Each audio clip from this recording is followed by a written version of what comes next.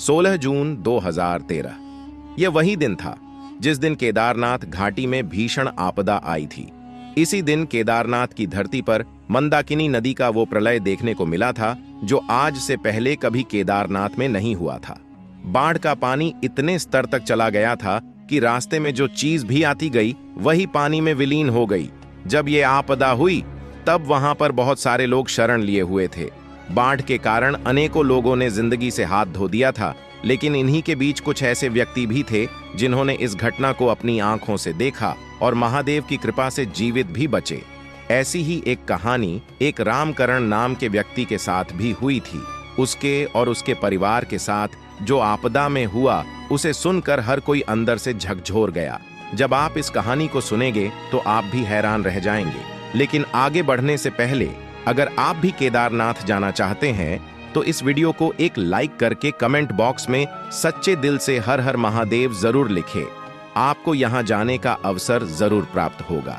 दोस्तों, ये कहानी जो हम आपको बताने जा रहे वह खुद रामकरण बेनीवाल जी मीडिया को बताते हैं।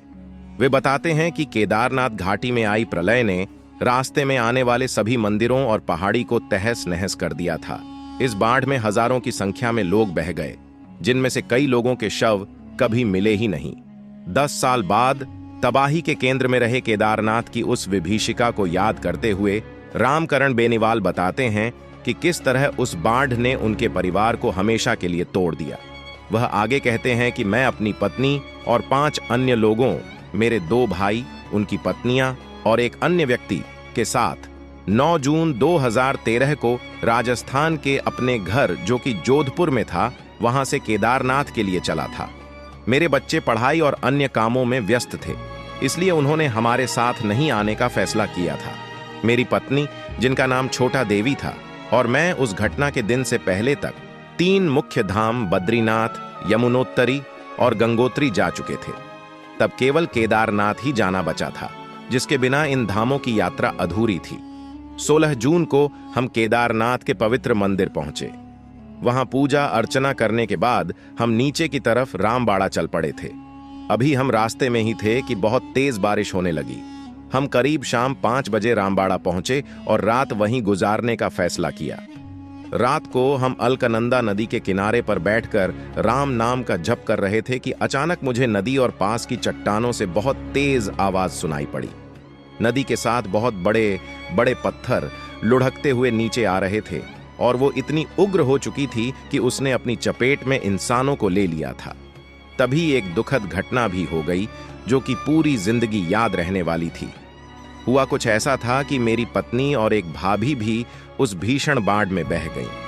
फिर नदी मेरे एक भाई को भी बहा ले गई। मेरे बाकी रिश्तेदार भी कहीं नहीं दिख रहे थे। मैं दौड़कर एक बड़े पत्थर के पास खड़ा हुआ ताकि उस भूस्खलन की वजह से नदी में ऊपर से आते पत्थरों की चपेट में आने से बच सकूं।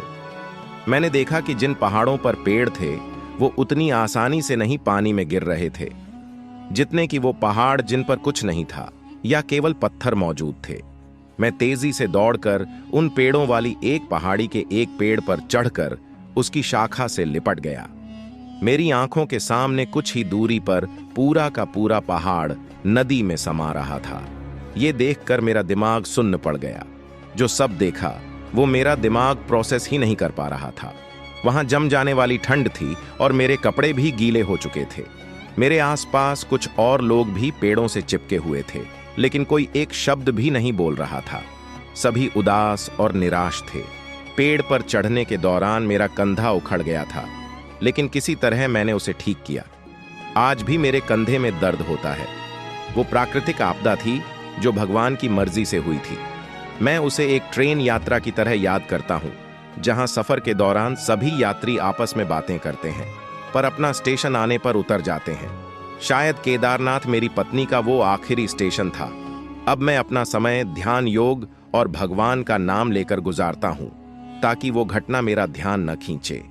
अगर आप मुझसे पूछें कि क्या मैं दोबारा केदारनाथ जाऊंगा तो मेरा जवाब स्पष्ट तौर पर हां होगा। डर में जीने का कोई मतलब नहीं है और अब मुझे कोई डर भी नहीं है। वास्तव में मैं वहां अपने बच्चों को भी ले जाना चाहूंगा। दोस्तों, ये थी वो कहानी जिसने रामकरण जी को झकझोर के रख दिया था और वे तो बच गए थे। शायद ये चमत्कार महादेव का ही था, जिसके कारण वह भी बच गए थे। तो क्या कहना है आपका इस घटना के बारे में? कमेंट सेक्शन में हर हर महादेव जरूर लिखें। साथ ही साथ इस वीडियो को एक लाइक करके चैनल को भी सब्सक्राइब करें।